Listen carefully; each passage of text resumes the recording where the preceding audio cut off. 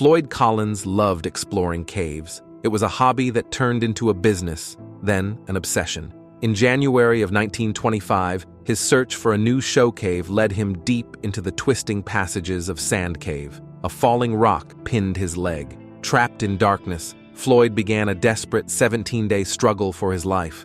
His story would shock the nation. Stay tuned to discover the incredible true story of Floyd Collins and the Sand Cave tragedy. Floyd Collins wasn't a reckless adventurer. By age 37, he'd spent decades exploring the vast caves snapping beneath Kentucky. This wasn't just a hobby. In the early 1900s, caves were big business.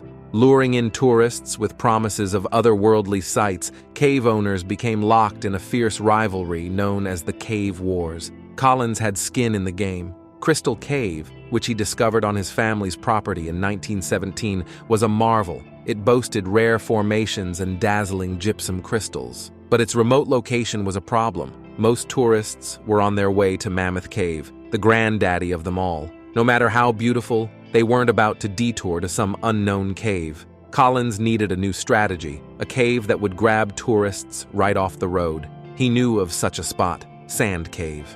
It wasn't far from Cave City Road, the main route for anyone heading to Mammoth Cave. A little showmanship and some luck could transform it into a gold mine. He struck a deal with the landowner, Beasley Doyle, and prepared for another adventure. On January 30th, 1925, Floyd Collins ventured into Sand Cave for what was supposed to be just another day of work. The first part of the cave was familiar. He'd spent hours inching through it, widening the space with his hands. This was the part that would make Sand Cave a success. Up ahead, the passageway narrowed even further. Floyd took a deep breath and pressed on. Experience was his greatest tool here. He knew how to turn, to squeeze, to use every inch of his body against the unyielding rock. Finally, he emerged into a slightly wider space, only to find himself facing another, even tighter crawl. He reached a vertical shaft, barely 10 feet deep, that twisted into a small chamber. At its end was a narrow crack, like a jagged scar in the rock. He'd been removing rocks from here, creating a pathway to the rumored wonders beyond. His lamp cast long shadows as he lowered himself down. The walls were close, pressing in on him. Loose rocks threatened to fall at any moment. He felt a pang of unease. This place was dangerous, even for someone like him. He reached the ledge. The chamber below looked enormous. This was the reward for his hard work, a spectacular cavern that tourists would pay to see. But his lamp was flickering. That chamber would have to wait. He started back up the shaft towards the surface. With his lamp failing, the cave was becoming a deadly maze. Suddenly, he lost his balance. The lamp crashed to the ground, and the world went utterly black. Panic threatened to take over as Floyd was plunged into total darkness. He'd been in this situation before, lost in the blackness of a cave. But this was different. He was exhausted, and he knew the lower sections of Sand Cave were dangerous. But Floyd also knew that giving in to panic would be deadly. He forced himself to take slow breaths. Think, the way out was near. It had to be. This part of the cave was familiar. He'd crawled through here countless times. Even in the dark, his body would remember the path. Slowly, carefully, he began to feel his way forward. The ground was rough, covered in loose rocks and damp earth. He reached out, searching for the start of the passageway that would lead him back up to the surface. His fingers brushed against a solid surface,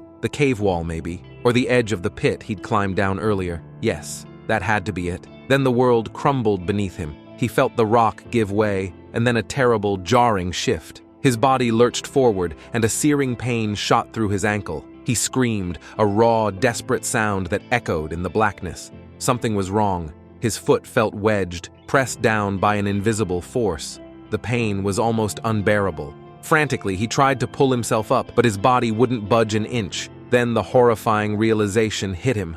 A rock had fallen, pinning his leg. His body was now a twisted, contorted shape. He couldn't roll over or pull himself up. Every time he moved, more rocks slid down the shaft, threatening to bury him.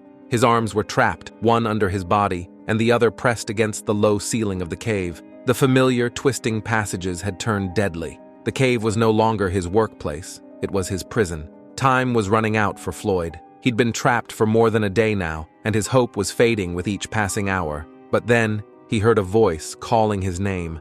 Someone had come to save him.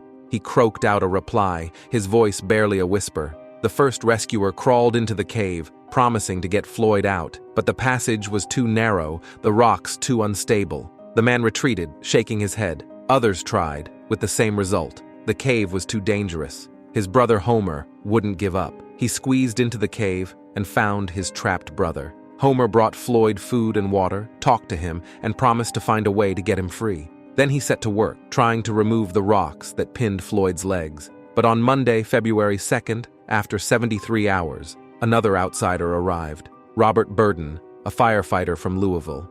He saw the situation firsthand, the impossible angle of Floyd's body, the treacherous, unstable rock surrounding him. Still, there was a flicker of hope. Burden had a plan. First, they needed a way to secure Floyd's body without putting more pressure on his injured leg. They brought a special harness designed to go around his chest and upper body. This would give them something to pull on without causing further damage.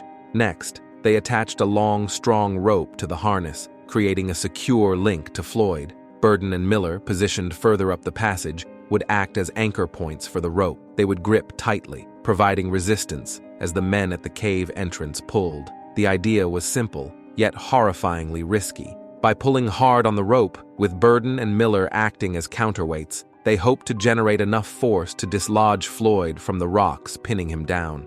Homer, close to Floyd, would guide his brother's body as it was dragged through the narrow passage. The hope was that they could pull Floyd out before the cave itself tore his body apart. Everyone involved knew how dangerous this plan was. Floyd's body was twisted at an unnatural angle, and the jagged rocks lining the passageway posed a terrible threat. Pulling him straight out could break his bones, tear his skin, or even cause internal injuries. On Homer's signal, they began to pull. Floyd gasped in pain as his body was lifted. His back arched unnaturally. The jagged rocks tore at his skin. The cave filled with his terrible screams. Homer couldn't bear it. He fought against the rescuers, pulling back on the rope. It was futile effort, but it was enough. The exhausted men let go. The rope went slack. They'd failed. Floyd was still trapped. After days of chaotic attempts, the state of Kentucky took charge of the rescue.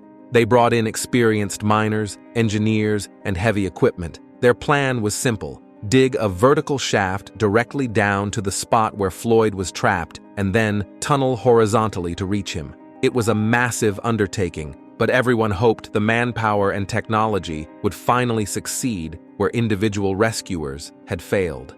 Day after day, the shaft inched deeper.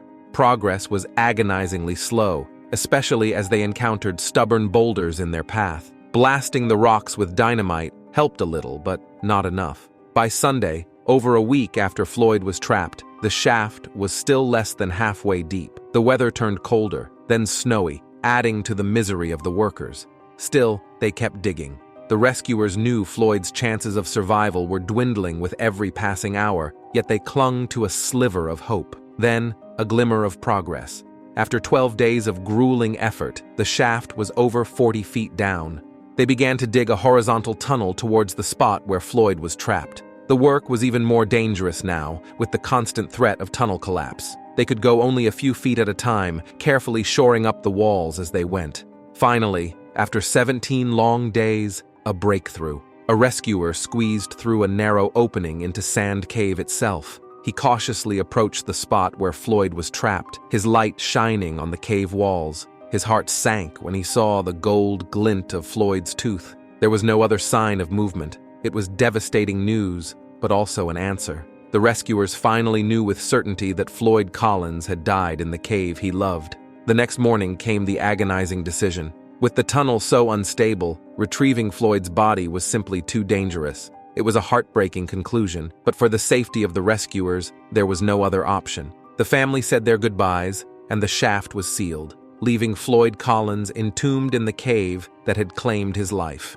In April, just a few months after the accident, miners reopened the shaft and tunneled in from behind Floyd's body, finally freeing him from the rock that had held him for so long. But one mystery remains unsolved. Sand Cave, the cave that claimed Floyd Collins' life, has never been connected to the rest of the Mammoth Cave system. Despite numerous attempts, no passageway has been found. Perhaps someday a connection will be discovered, But one thing is certain: no one will ever be as determined to find that connection as the brave and determined explorer who lost his life searching for it nearly a century ago. If you enjoyed this story, be sure to check back soon for another incredible tale of survival and tragedy in the depths of a cave.